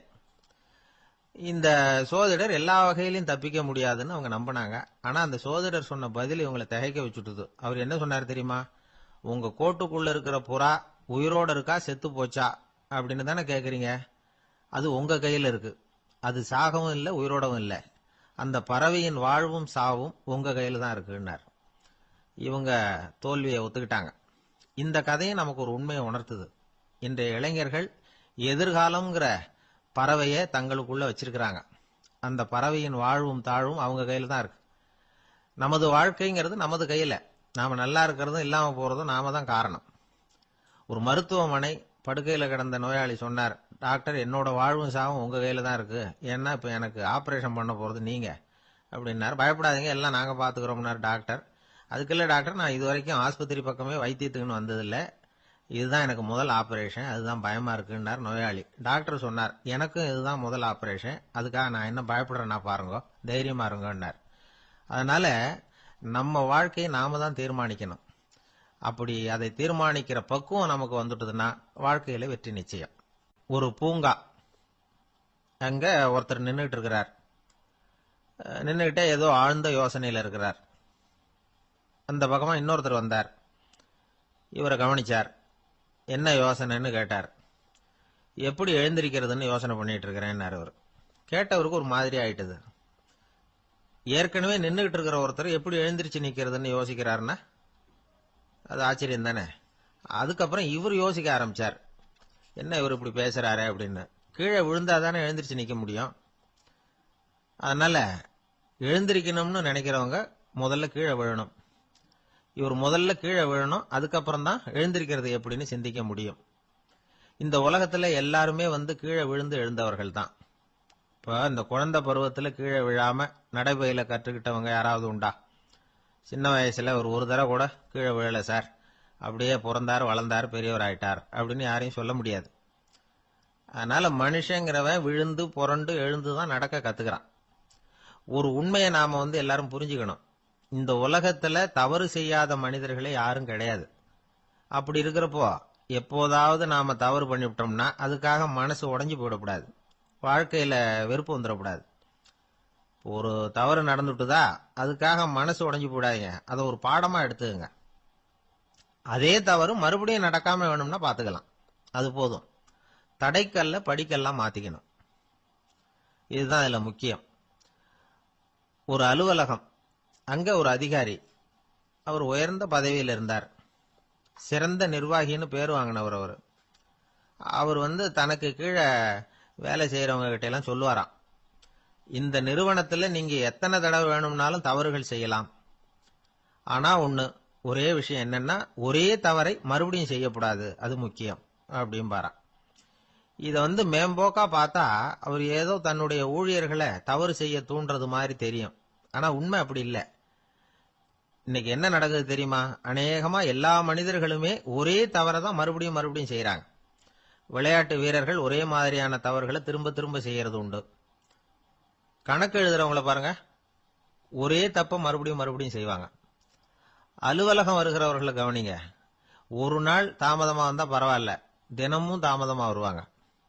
இது மாதிரி செய்த தவறையே திரும்ப திரும்ப செய்யறதுக்கு என்ன காரணம் அப்படின்னா சோம்பல், ஞாபக மறதி, கவனக்குறைவு, தன்னுடைய திறமை பேர்ல அளவுக்கு மீறிய நம்பிக்கை, இப்படி இதுல ஏதாவது ஒரு காரணமா இருக்கலாம் அப்படிங்கிறாங்க இது பற்றி ஆய்வு செய்கிற வல்லுநர்கள். ஒரு தடவை செஞ்ச தவிர மறுபடியும் செய்யறது இல்லைன்னு முடிவு செஞ்சுக்கிட்டு அதை செயல்படுத்த கத்துக்கணும். அது போதும், வாழ்க்கை வெற்றிகரமா அமையும் அப்படிங்கிறாங்க அந்த அனுபவசாலிகள். அதனால வெற்றிகரமா வாழ்க்கையில நடைபோட விரும்பும் இளைஞர்கள் தவிர்க்க வேண்டியது என்னன்னா, முதல்ல சோம்பலை தவிருங்கள், சுறுசுறுப்பாக இயங்குங்கள் அப்படிங்கறது அவங்க அறிவுரை. ரெண்டாவது ஞாபக மறதி, எந்த செயல்லையும் ஈடுபாடு வேணும், அக்கறை வேணும். மூணாவது கவனக்குறைவு, எதையும் அலட்சியப்படுத்தக்கூடாது. நாலாவது என்னால முடியாதது எதுவுமே கிடையாது அப்படிங்கிற அளவுக்கு மீறிய நம்பிக்கை அது ஆபத்துல கொண்டு போய் விட்டுரும். அதனால முதல் தவறு உங்களுக்கு ஒரு பாடமா அமையணும். ஒரு மனிதர் அவர் தன்னுடைய 2 காதுலயும் கட்டு போட்டுக்கிட்டு வந்தார். அவருடைய நண்பர் அதை கவனிச்சுட்டார். என்ன சார் ஆச்சு, 2 காதுலயும் கட்டு போட்டிருக்கீங்களே அப்படின்னு விசாரிச்சார். ஒண்ணுமில்ல சார், வீட்டுல ரொம்ப ஆர்வமா டிவியில கிரிக்கெட் மேட்ச் பார்த்துக்கிட்டு இருந்தேன். அப்போ என்னுடைய மனைவி துணிகளுக்கு அயர்ன் பண்ணிட்டு இருந்தாங்க. அயர்ன் பாக்ஸை அப்படியே வச்சுட்டு அடுப்பங்கரைக்கு போயிட்டாங்க. அந்த சமயம் பார்த்து டெலிபோன் பண்ணி அடிச்சுது. அவசரமா ஓடி போய் அதை எடுத்து காதுல வச்சேன். அப்பதான் தெரியும் அது அயர்ன் பாக்ஸுங்கிற விஷயம். சூடா இருந்ததா, சுட்டு விட்டுது அப்படின்னார். ஒரு காது சரி சார், 2 காதும் ஏன் அப்படி ஆச்சு அப்படின்னு கேட்டார். அதே ஆளு மறுபடியும் போன் பண்ணா சார் அப்படின்னாரு. இவர் எவ்வளவு தூரம் யோசிச்சிருப்பாரு பாருங்க. அதனால ஒரு தவறு மறுபடியும் நடக்கக்கூடாது. முதல் தவறு உங்களுக்கு ஒரு பாடமாக அமையட்டும் அப்படிங்கிறது தான் இதுல இருந்து நாம தெரிந்து கொள்ள வேண்டிய கருத்து. அதனால தவறுகள் அதெல்லாம் தடைக்கெல்லாம் நினைக்க வேண்டாம், படிக்கெல்லாம் நினைப்போம். அப்படி நினைச்சோம்னா வாழ்க்கையில வெற்றி நிச்சயம். கொஞ்சம் தூரத்துல நாம நிக்கிறோம். எட்டத்துல இருந்துகிட்டு அவரை கவனிக்கிறோம். அவர் போன்ல பேசுறத, அவர் பேசுகிற வார்த்தைகள் என்ன அப்படிங்கறது நம்ம காதுல விழல. ஆனாலும் அவர் பேசிக்கிட்டு இருக்கிறது நல்ல செய்தியா கெட்ட செய்தியா அப்படிங்கறத நம்மால யூகிக்க முடியும். மகிழ்ச்சியான செய்தியை பேசும்போது முகம் மலருது, புன்னகை பூக்குது. இதுல ஒண்ணு நீங்க கவனிக்கணும். தொலைபேசியில நாம பேசுறப்போ நம்மோட பேசுறவர் எதிரில் இல்ல. அவர் தொலைபேசி வழியா நம்ம குரலை மட்டும்தான் கேட்க போறார். நம்ம முகத்தை அவர் பார்க்க போறது இல்ல. அப்படி இருந்தும் அப்ப நம்ம முகம் ஏன் மலரணும் அப்படின்னா இதுதான் உடல் மொழி, பாடி லாங்குவேஜ் அப்படின்னு சொல்றாங்க. நம்ம அறியாமலேயே நம்ம உடம்பு செய்திகளை தெரிவிக்குது பாருங்க, அதுதான் உடல் மொழி. ஒரு மனிதர் தொலைபேசியில பேசிக்கிட்டு இருக்கிறத நீங்க தூரத்துல இருந்து கவனிச்சுக்கிட்டே அவர் நண்பரோட பேசுறாரா, மனைவியோட பேசுறாரா, குழந்தையோட பேசுறாரா, இல்ல மேல் அதிகாரி கிட்ட பேசுறாரா, அல்லது அவருக்கு கீழே பணிபுரிகிறவர்கள் கிட்ட பேசுறாரா அப்படிங்கறத கண்டுபிடிக்கலாம். அதுக்கு காரணம் அவருடைய உடல் மொழி. இந்த உடல் மொழி கூட நம்ம வாழ்க்கையின் முன்னேற்றத்துக்கு பயன்படும். இத பத்தியெல்லாம் கூட சில நிபுணர்கள் ஆராய்ச்சி பண்ணி பார்த்திருக்கிறாங்க. அவங்க சில விவரங்களை சொல்றாங்க. குறிப்பா ஒருத்தர் தன்னுடைய நாற்காலியில கிட்டத்தட்ட படுத்துக்காத குறையா உட்கார்ந்துருக்கிறாருன்னு வச்சுங்க. எதிர இருக்கிறவர் பேசுறது அவருக்கு பிடிக்கலன்னு அர்த்தமா. தலையை சொரிஞ்சுக்கிறது, வேற வேற திசைகள்ல பாக்குறது, கொட்டாவி விடுறது, கால்களை மாத்தி போட்டு உட்கார்றது, களைப்பா கை விரல்களை அப்படியே பின்னிக்கிறது, அடிக்கடி கடிகாரத்தை பாக்குறது, இப்படிலாம் ஒருத்தர் பண்ணிட்டு இருக்கிறாருன்னா நாம கூடிய சீக்கிரம் அந்த இடத்த விட்டு எழுந்திரிச்சு வந்துடுறது நல்லது. ஏன்னா இதெல்லாம் அவருடைய சலிப்பு, சோர்வு, ஆர்வமின்மை இதுக்கு அடையாளங்கள். நம்முடைய பேச்சு அவரை சலிப்படைய வச்சுட்டதுன்னு அர்த்தம். அவர் ரொம்பவும் சோர்ந்து போயிட்டாருன்னு பொருள். நம்முடைய பேச்சில் அவருக்கு ஆர்வம் இல்லைன்னு அர்த்தம். அதே நேரத்தில் நாற்காலியின் நுனியில அமர்ந்து உடலை முன்னுக்கு நகர்த்தி எதிர இருக்கிறவரின் கண்களை பார்த்துக்கிட்டே பேசினாலும் சரி அல்லது பேச்சை கேட்டாலும் சரி, உங்க பேர்ல மற்றவங்களுக்கு உள்ள பிடிப்பு அதிகரிக்கும். நாம எப்படிப்பட்டவர்ங்கிறத நம்ம உடம்பும் நடை உடை பாவனையும் அடுத்தவங்களுக்கு காட்டி கொடுத்துரும். உங்க உடம்பு, உங்க பார்வை, நடை, உட்கார்ற விதம் இதை வச்சுக்கிட்டே நீங்க பொறுப்புள்ளவரா, முரடரா, அலட்சியமானவரா, மரியாதை தெரிஞ்சவரா, அடக்கமானவரா, நம்பிக்கைக்கு உரியவரா, நாணயம் இல்லாதவரா, பயந்தவரா, திறமசாலியா, அப்பாவியா அப்படிங்கறதெல்லாம் கண்டுபிடிச்சிடலாம். அதனால இந்த உடல் மொழியை புரிஞ்சுக்கிட்டு நம்மளை கொஞ்சம் சரிப்படுத்திக்கிட்டோம்னா வாழ்க்கையில சுலபமா பல காரியங்களை சாதிக்க முடியும். ஒரு மனநல மருத்துவமனை, அங்க ஒருத்தர் ஒரு நாற்காலியில உட்காந்துக்கிட்டு கார் ஓட்டுறது மாதிரி அப்படி பாவனை பண்ணிட்டு இருந்தார். ஸ்டேரிங்கை திருப்புறது மாதிரி, பின்னாடி வர்ற வண்டியை நிக்க சொல்றது மாதிரி, அப்புறம் இவரு ஒதுங்கிக்கிட்டு அவருக்கு வழி விடுறது மாதிரி, இப்படிலாம் சேட்டைகள் பண்ணிட்டு இருந்தார் மனநல மருத்துவமனையில. இத பார்த்துக்கிட்டு இருந்த ஒருத்தர் பக்கத்துல இருந்த இன்னொருத்தர்கிட்ட கேட்டார், இவர் ஏன் இப்படி பண்றாரு, இவருக்கு ஏன் அப்படி வந்தது நிலைமை அப்படின்னு சொல்லி அவர் விசாரிச்சார். அப்ப அவர் விவரம் சொன்னார். வேற ஒண்ணும் இல்லைங்க, இவருக்கு கார் ஓட்டணும்னு ஆசை ரொம்ப காலமா, அது நிறைவேறாம போயிட்டுது. அதுக்கப்புறம் அவர் மனநோயாளியா மாறிட்டார். இங்க அழைச்சிட்டு வந்தாங்க. இங்க அழைச்சிட்டு வந்ததுல இருந்து அப்படிதான் பண்ணிட்டு இருக்கிறார். அவ கார் ஓட்டுறது மாதிரிலாம் பாவனை பண்ணிட்டு இருப்பார், திருப்புறது மாதிரி பண்ணுவார், பின்னாடி வர்றவங்களுக்கு இடம் விடுவார், இப்படிலாம் செய்யறார் அப்படின்னு விவரம் சொன்னாங்க. நீங்க சொல்லப்படாதா, இப்ப நீங்க கார் ஓட்டல, வெறும் நாற்காலியில தான் உட்கார்ந்து இருக்கிறீங்க அப்படின்னு நீங்க சொல்லப்படாதா அவருக்கு அப்படின்னு கேட்டாங்க. அது முடியாதுங்க, ஏன்னா அந்த காரை கழுவுறதுக்காக அவர் தினமும் எனக்கு 10 ரூபா கொடுத்துக்கிட்டு இருக்கிறார் அப்படின்னாராம் அங்க வேலை செஞ்சுக்கிட்டு இருந்த ஒருத்தர். அதனால வாழ்க்கையில நாம இந்த உடல் மொழியை புரிஞ்சுக்கணும். உடல் மொழிங்கிறது இப்ப ஆரம்பத்துல சொன்னது மாதிரி அந்த தொலைபேசியில பேசுறவங்கள தூரத்துல இருந்து பார்த்தாவே அவர் யாருகிட்ட பேசுறாரு என்ன பேசுறாருன்னு தெரியும். நம்ம முகத்தை நல்லா வச்சுக்கணும். உடல் மொழிய நம்ம புரிஞ்சுக்கிட்டு பயன்படுத்த ஆரம்பிச்சோம்னா எந்த முயற்சி பண்ணினாலும் அதுல வெற்றி நிச்சயம். பிரிட்டிஷ் ஆட்சி நடந்துகிட்டு இருந்த காலம் 1920களின் கடைசி. அப்போ நடந்த ஒரு உண்மை நிகழ்ச்சி இது. ஒரு கல்யாண மாப்பிள்ளை ரயில்ல இறங்க போறார். அவரை வரவேற்க ஒரு ராஜ குடும்பமே காத்துக்கிட்டு இருக்குது. மங்களூர்ல இருந்து இறங்குற அந்த மாப்பிள்ளை யார் தெரியுமா? ஒரு நாய். உண்மைதான், அந்த நாய்க்கு தான் கல்யாணம். சுதேசி சமஸ்தானத்து மன்னர்கள்ல ஒருத்தர் ஜூனாகட் மகாராஜா. அவரோட வளர்ப்பு நாய் ரோஷனாரா. அதுக்கு கல்யாணம் பண்ணி வைக்கணும்னு ஆசைப்பட்டார். மாப்பிள்ளை தேடினார். மங்களூர் மகாராஜாவோட வளர்ப்பு நாய் ஒன்னு இருந்தது, பேரு பாபி. இது ரெண்டுக்கும் கல்யாணம் நடத்த முடிவு பண்ணார். திருமணத்துக்கு வேண்டிய எல்லா ஏற்பாடுகளையும் பண்ணுங்க அப்படின்னு உத்தரவு போட்டார். ஆயிரக்கணக்கான அழைப்புதழ்கள், பல சமஸ்தான மன்னர்கள், ஜமீன்தார்கள், பிரிட்டிஷ் அதிகாரிகள், பெரிய பணக்காரங்க, இப்படி நிறைய பேருக்கு அழைப்புதழ்கள் அனுப்பி வச்சாங்க. பத்திரிகையை பார்த்தவங்க எல்லாம் திகைச்சு போயிட்டாங்களாம். இருந்தாலும் என்ன பண்றது, ராஜாவே அழைக்கிறார், போகாம இருக்க முடியுமா? அந்த சமயத்துல நாட்டின் கவர்னர் ஜெனரலா இருந்தவர் இர்வின் பிரபு. அவருக்கும் ஒரு பத்திரிகை போயிருக்குது. வாங்கி பார்த்ததும் அவருக்கு பயங்கர எரிச்சல். உடனே குப்பை தொட்டியில போட்டுட்டாராம். மாட்சிமை தங்கிய பிரிட்டன் சக்கரவர்த்தியின் பிரதிநிதியான தன்னை கேவலம் ஒரு நாயின் திருமணத்துக்காக அழைக்கிறதா அப்படின்னு அவருக்கு ஆத்திரம். இருந்தாலும் கல்யாணம் பிரமாதமா நடந்துதான். கல்யாணத்தன்னைக்கு பொண்ணுக்கு ஸ்பெஷல் குளியல், தண்ணீருக்கு பதிலாக வாசனை திரவியங்கள், பன்னீர், குளிச்சதுக்கு அப்புறம் அலங்காரம், வைர மாலை, முத்து மாலை, ஏகப்பட்ட அலங்காரம். மாப்பிள்ளையை அழைக்கிறதுக்கு ரயில்வே ஸ்டேஷன்ல ராஜ குடும்பமே காத்துக்கிட்டு இருக்குது. அவங்களோட வளர்ப்பு நாய்கள் 250. அத்தனை நாய்களுக்கும் பட்டு துணி போத்தி இருக்குது. முத்து வடங்கள் அணிவிச்சிருக்கிறாங்க. எல்லாம் ராஜ நாய்கள். அதுகளையும் வீதியில நடக்க விடலையாம். அதுகளை சுமந்துகிட்டு போக அலங்கரிக்கப்பட்ட யானைகள் காத்துக்கிட்டு இருக்குதாம். மாப்பிள்ளைக்கு வரவேற்பு எப்படி தெரியுமா? அது நடந்து வர்ற பாதை பூரா ரத்தன கம்பளம் விரிச்சிருக்குது. 2 பக்கமும் ராஜாங்க அதிகாரிகள் கைகட்டி நிக்கிறாங்க. அரசு படை வீரர்கள் அணிவகுப்பு மரியாதை செலுத்துறாங்க. அந்த நாய் ராஜ மரியாதையோட நடந்து வருது. நகையெல்லாம் போட்டுக்கிட்டு வருது. திருமண மண்டபத்துக்கு சேருது. அங்க கல்யாணம் அமோகமா நடக்குது. இந்த திருமணத்தை முன்னிட்டு அந்த ஜூனாகட் சமஸ்தானத்துக்கு 3 நாள் விடுமுறை வேற. கல்யாணத்துக்கு வந்திருந்தவங்களுக்கெல்லாம் ஏக தடபுடலா விருந்து, நாட்டியம் எல்லாம் பிரமாதமா நடந்துதான். இந்த கல்யாணத்துல கலந்துக வந்திருந்த மற்ற சமஸ்தானத்து மன்னர்கள், திவான்கள், அரச குடும்பத்தினர், இப்படி அவங்க 700 பேராம். அவங்க போறதுக்காக விசேஷ ரயில்கள்லாம் வேற விட்டுருக்காங்க. கல்யாணம் முடிஞ்சதும் அந்த நாய் தம்பதிகளோட பெரிய பெரிய மன்னர்கள்லாம் ஒன்னா உட்காந்து சாப்பிட்டாங்களாம். ஏர் கண்டிஷன் அறையில அந்த தம்பதிகள் கொஞ்ச காலம் வாழ்ந்திருக்கிறாங்க. கொஞ்ச நாள்ல மாப்பிள்ளைக்கு மரியாதை குறைய ஆரம்பிச்சுட்டுது. வெளியில துரத்தி விட்டாங்களாம். அந்த பெண் நாய் மட்டும் ராஜ போகங்களை அனுபவிச்சு வந்துதான். இந்த கல்யாணத்தை பார்த்துட்டு தொடர்ந்து மற்ற சமஸ்தானத்து மன்னர்களும் நாய் திருமணங்கள் நடத்த ஆரம்பிச்சுட்டாங்களாம். இது உண்மையில நடந்திருக்குது. இப்படி அது இருக்கட்டும். இப்ப நம்ம கதைக்கு வருவோம். ஒரு ராஜாவுக்கு ரொம்ப நாள் கழிச்சு ஒரு குழந்தை பிறந்துதான்.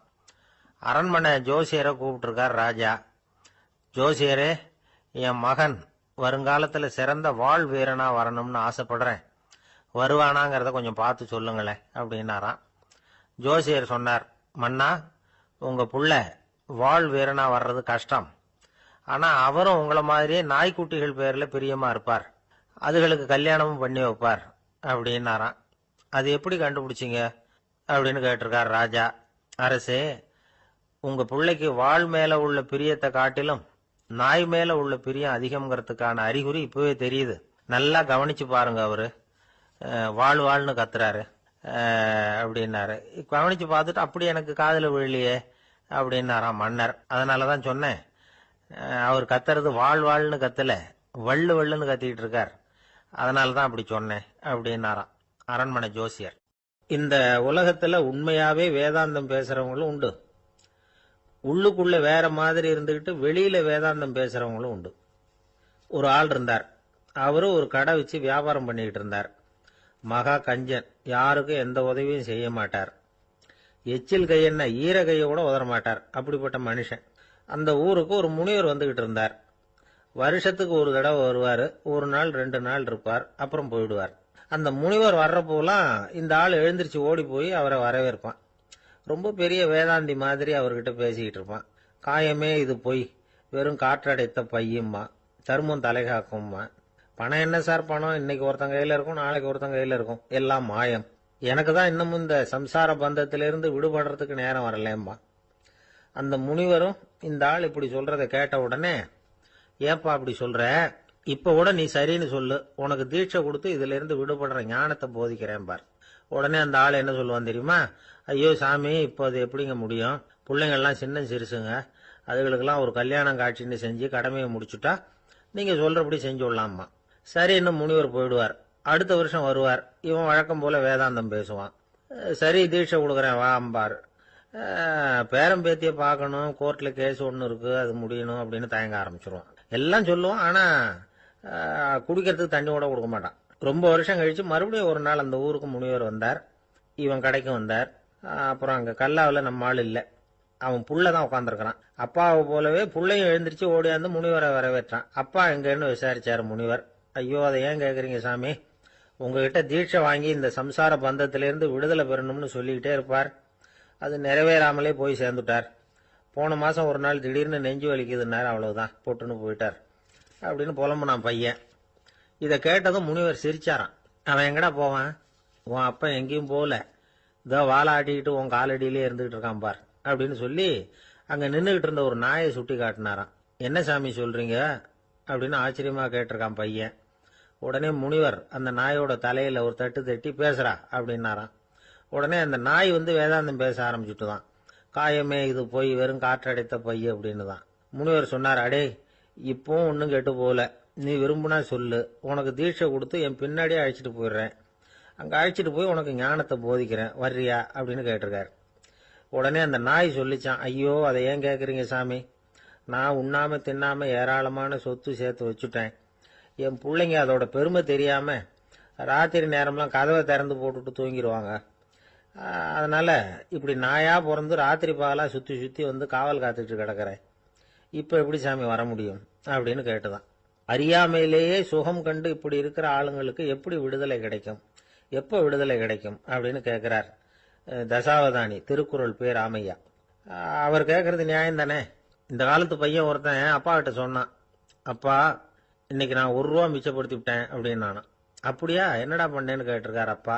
டவுன் பஸ்ல ஏறாம அது பின்னாடியே ஓடியாந்தேன், 1 ரூபா மிச்சம் தானே அப்படின்றான். அட பாவி, ஒரு ஆட்டோ பின்னாடி ஓடியாந்துருந்தா 10 ரூபா மிச்சமாயிருக்குமே, வேஸ்ட் பண்ணிட்டியே அப்படின்னாராம் அந்த அப்பா. ஒரு கோவில்ல ஆன்மீக சொற்பொழிவு நடந்துகிட்டு இருக்குது. ஒரு பெரியவர் பேசிக்கிட்டு இருக்கார். கடவுளை பத்தியும் சொர்க்கத்தை பத்தியும் மனுஷனை பத்தியும் அவர் விவரமா பேசுறார். எல்லாரும் உட்கார்ந்து கேட்கறாங்க. அந்த கூட்டத்துல ஒரு தத்துவ ஞானியும் உட்கார்ந்துருக்கிறார். அவரு அவருடைய நண்பர். பேசி முடிச்சதும் அந்த பெரியவர் மேடையை விட்டு இறங்கினார். நேரா அந்த தத்துவ ஞானி கிட்ட வந்தார். எப்படி இருந்தது என்னுடைய பேச்சு அப்படின்னு கேட்டார். நீங்க பேசினது ஒண்ணுக்கு ஒண்ணு முரண்பாடா தெரிஞ்சது அப்படின்னாராம் இவரு. நான் என்ன அப்படி தப்பா பேசிவிட்டேன் அப்படின்னாராம் அவரு. கடவுளை நம்புகிறவன் சொர்க்கத்துக்கு போவான்னு சொன்னீங்க, அப்புறம் நல்ல விதமா வாழறவன் சொர்க்கத்துக்கு போவான்னு சொன்னீங்க அப்படின்னாராம். இதுல என்ன முரண்பாடுன்னு கேட்டிருக்காரு அவர். இதுலதான் முரண்பாடு தெரியுது எனக்கு. அதாவது இங்க ஒருத்தன் எல்லா தப்பும் பண்ணிட்டு இருக்கிறான், அவன் கடவுளை நம்பினான்னா அவன் சொர்க்கத்துக்கு போவானா, இது என்னுடைய முதல் கேள்வி. இல்லைன்னா ஒருத்தன் எந்த தப்பும் பண்ணல, ரொம்ப ஒழுங்கா வாழ்ந்துகிட்டு இருக்கிறான், ஆனா அவன் கடவுளை நம்பல, அவன் என்ன நரகத்துக்கு தான் போவானா. கடவுள் நம்பிக்கை உள்ள ஒரு திருடன் என்ன ஆவான், எங்க போவான். கடவுள் நம்பிக்கையே இல்லாத ஒரு நல்லவன் என்ன ஆவான், எங்க போவான். ஒருத்தன் இங்க கடவுள் நம்பிக்கையோட வாழறது முக்கியமா அல்லது நல்லவனா வாழறது முக்கியமா, இதுதான் இவர் கேட்ட கேள்வி. இதை கேட்டதும் அந்த பெரியவர் குழம்பி போயிட்டார். அவர் சொன்னது நியாயம் தானே. கடவுளை நம்புறவன் தான் சொர்க்கத்துக்கு போவான்னா பேசாம கடவுளை நம்பிக்கிட்டு இந்த உலகத்துல எல்லா தப்பும் பண்ணிட்டு இருக்கலாமே. பேச்சாளர் குழப்பத்தோட வீட்டுக்கு போனார். படுத்து தூங்கினாரு. ஒரு கனவு வந்தது. கனவுல அவர் ஒரு ரயில்ல வேகமா போயிட்டு இருக்கிறார். எதிரில் உட்கார்ந்து இருக்கிறவரை பார்த்து நாம இப்ப எங்க போறோம்னு கேட்டார். சொர்க்கத்துக்கு போயிட்டு இருக்கிறோம் அப்படின்னாங்களாம். ரயில் போய் நின்னுது. இவர் இறங்கினார். இங்க கௌதம புத்தர் இருப்பார், சாக்ரட்டிஸ் இருப்பார், அவங்கள பார்க்கறதுக்கு ஒரு நல்ல வாய்ப்பு அப்படின்னு நினைச்சுக்கிட்டே அங்கேயும் இங்கேயும் பார்த்தார். அங்க யாருமே இல்லை. ஒரே பாலைவனம் மாதிரி இருக்குது. பச்சை இல்லை, பசுமை இல்லை, பூக்கள் இல்லை, மரம்லாம் மொட்டையா நிக்குது. எலும்பும் தோலுமா சில முனிவர்கள் அங்கேயும் இங்கேயுமா உட்காந்துருக்கிறாங்க. இவர் அவங்க கிட்ட போய் இந்த புத்தர், சாக்ரட்டிஸ் இவங்கெல்லாம் எங்க இருக்கிறாங்கன்னு கேட்டாராம். அப்படி யாரும் இங்க இல்லையே, அவங்கெல்லாம் யாரு அப்படின்னு திருப்பி கேட்டிருக்கிறாங்க. இவருக்கு அதிர்ச்சியா போச்சு. அப்படின்னா அவங்க எங்க போயிருப்பாங்க? உடனே ரயில் நிலையத்துக்கு ஓடி வந்தார். அப்பதான் நரகத்துக்கு ஒரு ரயில் புறப்பட்டுக்கிட்டு இருந்தது அங்கிருந்து. அதுல ஏறி உட்கார்ந்தார். ரயில் வேகமா போச்சு. நரகம் நெருங்க நெருங்க காற்று குளிர்ச்சியா வீச ஆரம்பிச்சுதான். வெளியில பசுமையா இருந்துதான். அழகான மலர்கள், அழகான நீர்நிலைகள், நந்தவனங்கள், ரொம்ப அருமையா இருக்குது. ரொம்ப அங்க இருந்தவங்க எல்லாம் ரொம்ப மகிழ்ச்சியா உல்லாசமா வேற இருந்திருக்கிறாங்க. எங்க பார்த்தாலும் ஆடல் பாடல் உற்சாகம். இவர் ரயில விட்டு இறங்கினார். அவருக்கு சந்தேகம், இதுவா நரகம் அப்படின்னு விசாரிச்சிருக்கார். ஆமா, இதுதான் நரகம் நாங்களாம். எனக்கு ஒரு சந்தேகம் இருக்காரு, என்னன்னு கேட்டிருக்காங்க. கௌதம புத்தரும் சாக்ரட்டிஸும் லாவோஸும் இவங்க மாதிரி இன்னும் பல பேரும் கடவுள் நம்பிக்கை இல்லாதவங்க, அவங்க எல்லாம் இங்க இருக்கிறாங்களா அப்படிங்கறது தான் என்னுடைய சந்தேகம் அப்படின்னாராம். இப்ப அவங்க சொல்லியிருக்கிறாங்க, இப்ப நீங்க பாக்குறீங்களே பசுமையும் பச்சை பயிர்களும் ஆடல் பாடல்களும் அழகிய மலர்களும், இது எல்லாமே கௌதம புத்தரும் சாக்ரட்டிஸும் அது மாதிரி மகான்களும் இங்க வர ஆரம்பிச்ச பிறகுதான் உண்டாக ஆரம்பிச்சது. இந்த பிரதேசத்தை அவங்க அப்படியே மாத்திவிட்டாங்க. இப்போலாம் இங்க இருக்கிறவங்க யாரும் சொர்க்கத்துக்கு போறதுக்கே ஆசைப்படுறது இல்ல அப்படின்னாங்களாம். இந்த அதிர்ச்சியிலேயே அந்த பெரியவர் கனவு கலைஞ்சி மூழ்கிட்டார். இதுல இருக்கிற கருத்து என்னன்னா, நல்லவர்கள் எங்க இருக்கிறாங்களோ அந்த இடத்துக்கு பேர் தான் சொர்க்கம். சொர்க்கம் நரகம்ங்கிறதெல்லாம் ஆன்மீக பண்புகள், அவ்வளவுதான். ஒரு ஊர்ல ரெண்டு இணைபிரியாத நண்பர்கள். ஒருத்தன் கேட்டான், இப்ப கடவுள் நம்ம முன்னாடி உங்க ரெண்டு பேர்ல யாராவது ஒருத்தர் மட்டும் என்னோட சொர்க்கத்துக்கு வரலாம் அப்படின்னு கூப்பிட்டா நீ என்ன சொல்லுவேன்னு கேட்டானா. இவன் ரொம்ப பெருந்தன்மையா உன்னையே அழைச்சிட்டு போக சொல்லிடுவேன் அப்படின்னு இருக்கான். அப்படின்னா உனக்கு சொர்க்கம் வேணாமான்னு கேட்டிருக்கான் அவன். நீ என்னை விட்டுட்டு போனாவே அப்புறம் இந்த பூலோகமே எனக்கு சொர்க்கம் தாண்டா அப்படின்னு நானா இவன். ஒரு சின்ன பையன் வந்தான். அவனை பார்த்து ஒரு கேள்வி கேட்டோம். ஏன்ப்பா உங்க வீட்டுல அம்மா புத்திசாலியா அப்பா புத்திசாலியா அப்படின்னு. அவன் அலட்சியமா நம்மளை பார்த்து சிரிக்கிறான். என்ன சார் இது, இந்த காலத்துல இது கூட தெரியாம இருக்கிறீங்களே அப்படிங்கிறான். ஒரு சின்ன பையன் நம்மளை பார்த்து இப்படி கேட்டு விட்டானே அப்படின்னு நினைக்கிறப்போ நமக்கு ஒரு மாதிரி ஆயிடும். அதுக்கப்புறம்தான் இந்த தாத்தா பாட்டிலாம் சொல்ற ஒரு கதை ஞாபகத்துக்கு வந்தது. அது என்ன கதை தெரியுமா? ஒரு ஊர்ல ஒரு அம்மாவும் பிள்ளையும் இருந்தாங்களாம். அந்த மகனுக்கு திடீர்னு தேசாந்திரம் போய் வரணும்னு ஆசை வந்துட்டுது. ஊர் ஊரா போய் சுத்தி பார்க்கணுங்கிற ஆசை. அந்த அம்மாவுக்கு இது பிடிக்கல. மகனை பிரிஞ்சு இருக்கிறதுக்கு அவங்க மனசு இடம் கொடுக்கல. வேணாப்பான்னு சொல்லி பார்த்தாங்க, அவன் கேட்கல. திடீர்னு புறப்படவும் செஞ்சுட்டான். சரி, இனிமே அவனை தடுக்க முடியாதுன்னு முடிவு பண்ணிட்டாங்க அந்த அம்மா. இருந்தாலும் புத்திசாலித்தனமா ஒரு யோசனை பண்ணாங்க. மகனை கிட்டத்துல கூப்பிட்டாங்க. அவங்ககிட்ட சொன்னாங்க, இதை பாருப்பா, நீ தேசாந்தரம் போறதுன்னு தீர்மானம் பண்ணிவிட்ட, அதை நான் தடுக்கல, போயிட்டு வந்துரு. ஆனா போறதுக்கு முன்னாடி எனக்கு ஒரு வாக்குறுதி கொடுத்துட்டு போ அப்படின்னாங்க. போறப்போ ராத்திரியா இருந்தாலும் பகலா இருந்தாலும் சரி புளிய மரத்து நிழல்ல தான் தங்கணும். திரும்பி வர்றப்போ இரவும் பகலும் நீ வேப்ப மரத்து நிழல்லே தங்கணும் அப்படின்னாங்க. சரி அப்படியே செய்யறேன்னு சொல்லி வாக்குறுதி கொடுத்தான் பையன். புறப்பட்டு போனான். போற வழியில புளிய மரத்து நிழல்லே தங்கினான், தூங்கினான். அப்படி போயிட்டே இருந்தான். 7வது நாள் அவன் உடம்பு சுகம் இல்லாம போயிட்டுது. ரொம்பவும் பலவீனம் ஆயிட்டான். இனிமே நடக்க முடியாதுங்கிற நிலைமை வந்துட்டுது. யோசிச்சு பார்த்தான். சரி, இதுக்கு மேல போக வேண்டாம் அப்படின்னு முடிவு பண்ணிட்டு திரும்பி வர ஆரம்பிச்சுட்டான். திரும்பி வர்றப்போ வழியில வேப்ப மரத்து நிழலையே தங்கி தங்கி வந்தான். நாளுக்கு நாள் உடம்பு சரியா வந்துட்டுது. 7வது நாள் வீட்டுக்கு சேர்றான். உடம்பு பழையபடியே கலகலப்பாயிட்டுது. பூர்ண சுகம். தேசாந்திரம் போன பையன் திரும்பி வந்துட்டானே அப்படின்னு அந்த அம்மா ஆச்சரியப்படலை. ஏன்னா அவங்களுக்கு தெரியும் இப்படி ஆகும்னு. பையன் சீக்கிரமா திரும்பி வரணுங்கிறதுக்காகத்தான் அவங்க அந்த யோசனையை சொன்னாங்க. என்ன விஷயம்ங்கிறதையும் அவங்களே சொன்னாங்க. மகனே, புளிய மரத்து நிழல் உடம்புக்கு உஷ்ணத்தை கொடுக்கும், சீக்கம் உண்டாக்கும். அதனால நீ தொடர்ந்து புளிய மரத்து நிழல்ல தங்கினாவே நோய்க்கு ஆளாயிட்ட. அதனால பயணத்தை முடிச்சுக்கிட்டு திரும்பி வரணுங்கிற முடிவுக்கு வந்துட்ட. திரும்பி வர்றப்போ நீ தங்கினது வேப்ப மரத்து நிழல், அது உடம்புக்கு வந்து குளிர்ச்சியை தரக்கூடியது, நோயை தீர்க்கக்கூடியது. அதனால சுகமா வீட்டுக்கு வந்து சேர்ந்துட்டேன். உன்னோட தேசாந்திர பயணத்தை தடுக்கிறதுக்காக தான் இப்படி பண்ணினேன் அப்படின்னாங்களாம் அந்த அம்மா. பார்த்தீங்களா அம்மாவோட புத்திசாலித்தனத்தை? அப்பாவா இருந்தா இப்படியா பண்ணுவார்? ஒரு அப்பா வந்து பையன்கிட்ட 10 ரூபா கொடுத்து இதை எடுத்துக்கிட்டு அடுத்த ஊருக்கு போய் அங்க இருக்கிற மாமா கிட்ட இதை கொடுத்துட்டு வாடா, வழியில எங்கேயாவது மரத்தடியில படுத்து தூங்கி விடாதே அப்படின்னு எச்சரிக்கை பண்ணி அனுப்புனாராம். பையனுக்கு எச்சரிக்கையா வாழறது எப்படிங்கிறத கத்துக் கொடுக்கறதுக்காக இப்படி பண்ணார். அவன் பணத்தை வாங்கிட்டு போனான். அப்பா சொன்னதை மறந்துட்டு ஒரு மரத்தடியில படுத்து தூங்கிட்டான். அவனுக்கு தெரியாம அவன் பின்னாடியே போன அப்பா அவன் கையில இருந்த அந்த 10 ரூபாயை நைஸா எடுத்துட்டு வந்துட்டார். அவன் பையில தானே வச்சிருந்தான், அது தெரியாம எடுத்துட்டு வந்துட்டார். அவன் தூங்கிட்டு இருக்கான். எடுத்துட்டு ஒரு மறுபடியும் வீட்டுக்கு வந்துட்டார். பையன் முழிச்சுக்கிட்டு பைய தடவி பார்க்கறான், பணத்தை காணும். அழுதுகிட்டே திரும்பி வந்தான். அப்பா கிட்ட விஷயத்த சொன்னான். அப்பா சிரிச்சுக்கிட்டே சொன்னார், அதுக்கு தான்ப்பா ஆரம்பத்திலேயே எச்சரிக்கை பண்ணினேன், இனிமேலாவது நீ ஜாக்கிரதையா இருக்கணும் அப்படிங்கிறதுக்காக தான் இப்படி பண்ணினேன். அந்த பணம் எங்கேயும் போயிடல, நான் தான் அதை உனக்கு தெரியாம எடுத்து வச்சிருக்கிறேன். இதோ பாரு அப்படி